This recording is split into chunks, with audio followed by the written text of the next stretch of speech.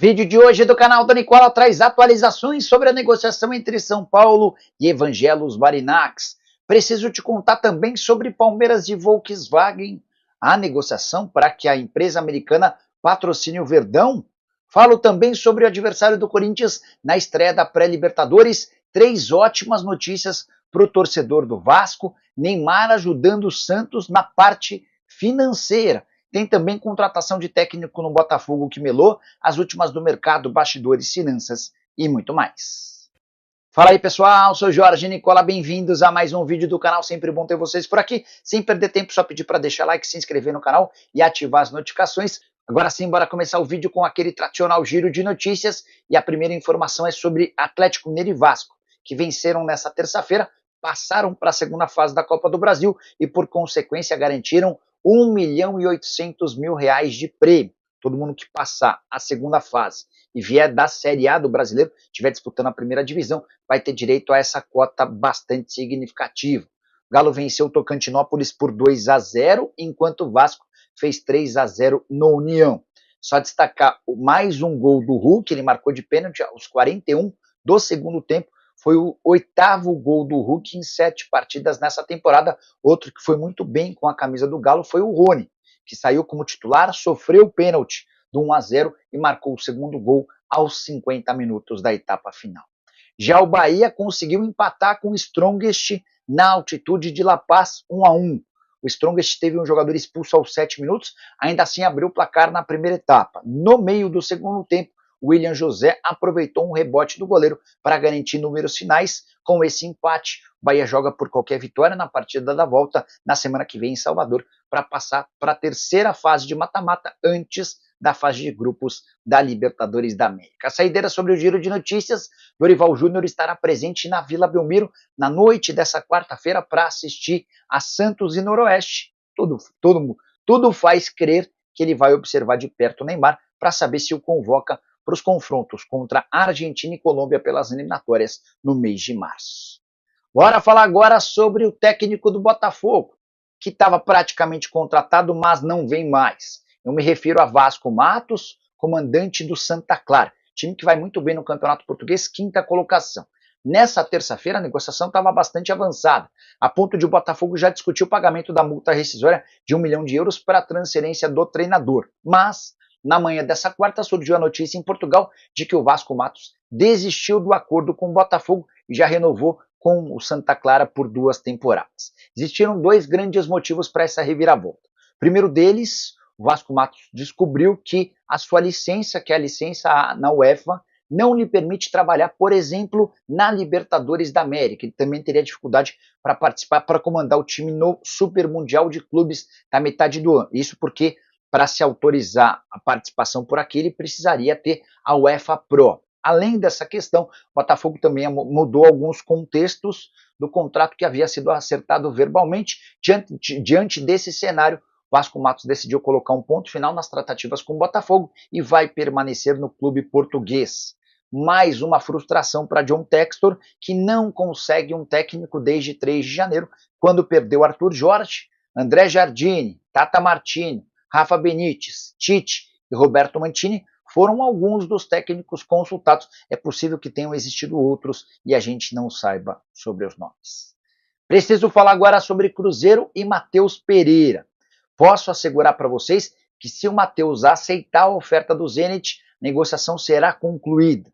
No que depende do Cruzeiro, a coisa com o Zenit já está encaminhada. Proposta dos russos de 18 milhões de euros fixos, mais 2 milhões de euros em bônus, total de 20 milhões de euros ou 119 milhões de reais. Sempre com a lembrança de que o Cruzeiro tem direito a metade desse valor, porque no ano passado adquiriu 50% dos direitos econômicos junto ao Al Hilal. De qualquer forma, já dá para assegurar que o Cruzeiro vai ter enorme lucro em caso de acordo. Havia comprado o jogador por 30 milhões de reais e agora tem a chance de vendê-lo apenas pelo valor fixo por 53 milhões e meio de reais, nem estou contabilizando os bônus. O Matheus tem pouco tempo para se acertar com o Zenit. Isso porque a janela se encerra nessa quinta-feira. A gente deve ter uma resposta do meio atacante nas próximas horas. Matheus, que havia afirmado que gostaria de se mudar para a Europa, até por conta do nascimento do seu filho, E o Cruzeiro também tem pressa para colocar um ponto final nessa história, até porque vai ter apenas até 28 de fevereiro para contratar um substituto, são menos de 10 dias para achar um camisa 10. Alexandre Matos, inclusive, formação importante, já está no mercado em busca de alternativas, já prevendo a possibilidade de saída do Matheus Pereira. Repito, a resposta precisa ser dada nas próximas horas, deveremos ter novidade muito em breve. Hora de falar sobre Neymar, que está ajudando financeiramente o Santos. Por essa confesso que não esperava. Você já sabe que o Neymar e o pai dele discutem com Marcelo Teixeira a compra da SAF do Peixe desde o ano passado. Nos últimos dias ainda surgiu a notícia de que um bilionário sheik lá das Arábias está disposto a entrar como parceiro do pai no Neymar na compra da SAF Santista. Mas não tem nada a ver com esse assunto. O tema aqui é dificuldades no dia a dia e o Neymar tirando dinheiro do bolso para resolver problemas do Santos. O Souza, meu companheiro de Os Donos da Bola, contou no programa dessa terça-feira na TV Bandeirantes que um amigo do Neymar contou para ele que o Neymar já fez pagamentos de bichos por vitória. O Santos não tem tido essa prática com frequência e o Neymar, percebendo a importância de uma vitória no Campeonato Paulista, resolveu chamar os atletas para dizer que se houvesse a vitória nesse jogo, ele pagaria com do próprio bolso um bicho para todo mundo. Algo bem pouco comum no futebol atual. Essa prática costuma ser feita, obviamente, pelos dirigentes do próprio clube. Neymar, que também já havia reclamado da infraestrutura do CT do time profissional e se assustado com a estrutura do CT das categorias de base. Se ele conseguir a compra da SAF do Santos, certamente vai investir pesado em infraestrutura. A pergunta que eu deixo para você é normal que um jogador ajude o clube pagando quantias que na teoria seriam de atribuição do próprio clube? Usa o espaço para comentário para avaliar e deixar sua opinião sobre o tema, beleza? Quero falar agora sobre 3 boas notícias para o torcedor do Vasco. Primeira delas, Garré está assinado. Atacante argentino de 30 anos de idade que pertencia ao Krylia Sovetov. Vasco e Sovetov já se acertaram, a operação está finalizada. Resta apenas a realização de exames médicos, que vai acontecer a partir da quinta-feira, quando ele é aguardado no Rio de Janeiro. O início da viagem do Garré rumo ao Brasil começa nas próximas horas, quando ele sai da Turquia, se dirige para Portugal e depois embarca rumo ao Brasil. Segunda notícia positiva, Nuno Moreira tem tudo para virar jogador do Vasco. O atacante revelado pelo Sporting, que pertence ao Casa Pia, já está acertado. O que eu ouvi é que o Vasco agora tenta trocar os papéis com o Casa Pia até o fim dessa semana para operacionalizar e oficializar a contratação do atleta, no máximo na semana que vem. Janela de transferência se encerra, vocês sabem, no dia 28 de fevereiro.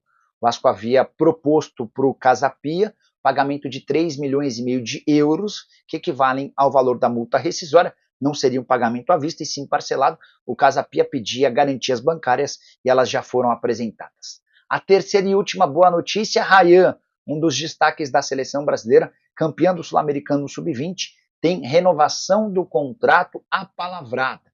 Antes de viajar com a seleção para a Venezuela, ele já havia aliado esse acordo com o Marcelo Santana, o diretor executivo de futebol do Vasco, e ficou combinado que assim que ele voltasse da seleção, ele assinaria esse novo vínculo. E essa notícia é extremamente importante porque o Ryan, valorizado pela camisa da seleção, tem contrato só até dezembro desse ano, já poderia assinar um pré-contrato com qualquer outro clube para deixar o Cruz Maltino a partir de julho. Só para lembrar, todas as 3 negociações com participação efetiva do Marcelo Santana.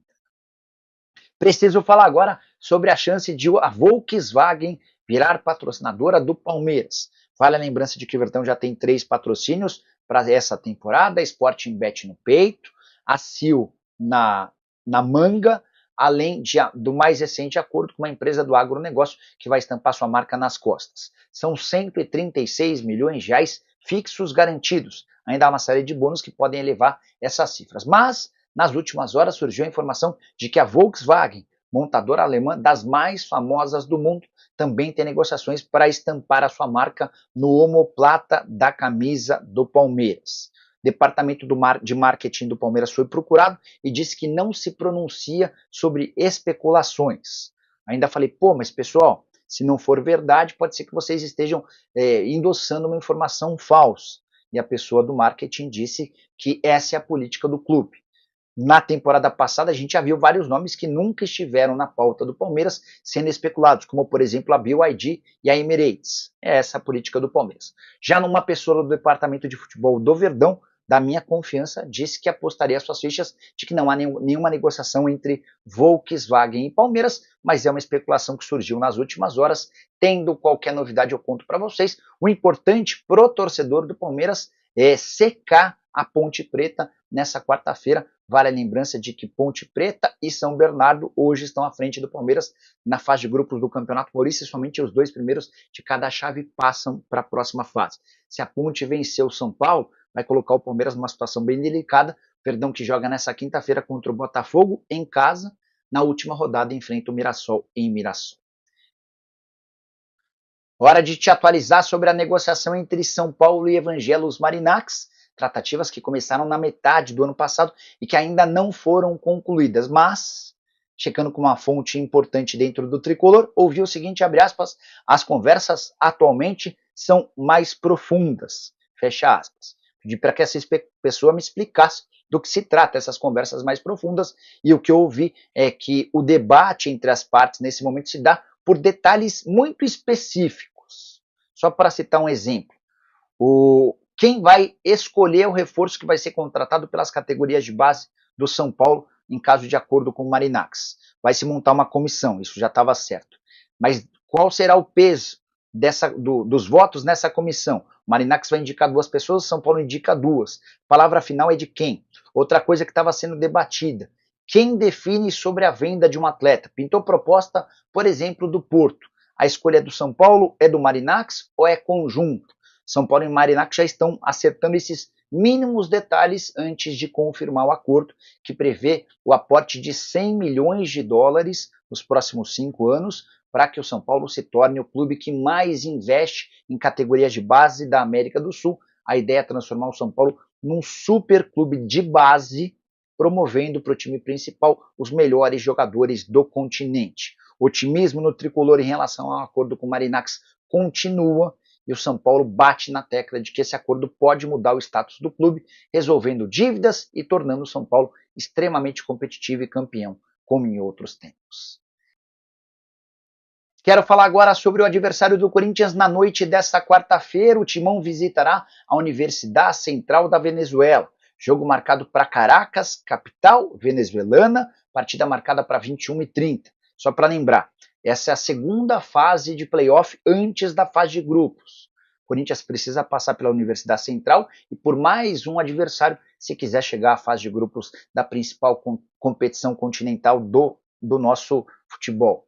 Importante lembrar que a Universidade Central havia sido fundada em 1952 e tem somente um título de primeira divisão do Campeonato Nacional de 1957, faz bastante tempo. Equipe que na atual temporada tem apenas 4 partidas, uma vitória, 2 empates e uma derrota, 8ª colocação no campeonato venezuelano. Se a gente ampliar esse retrospecto e pegar jogos do ano passado, nas últimas 10 partidas da Universidade Central, são 3 vitórias, 4 empates e 3 derrotas. A única vitória em 2025 foi justamente no jogo mais recente contra o Estudiantes de Mérida, equipe que é comandada por Daniel Sasso. Esse é um técnico de 42 anos, venezuelano, que é mais habitual escalar o seu time no 4-2-3-1. Os grandes destaques da Universidade Central são Ortiz, atacante venezuelano de 38 anos de idade, e Zapata, atacante colombiano, bem mais jovem, 30 anos, contratado na temporada passada do Atlético Nacional da Colômbia. Esses dois foram artilheiros da equipe na temporada passada. O Corinthians é bem favorito a passar pela Universidade Central.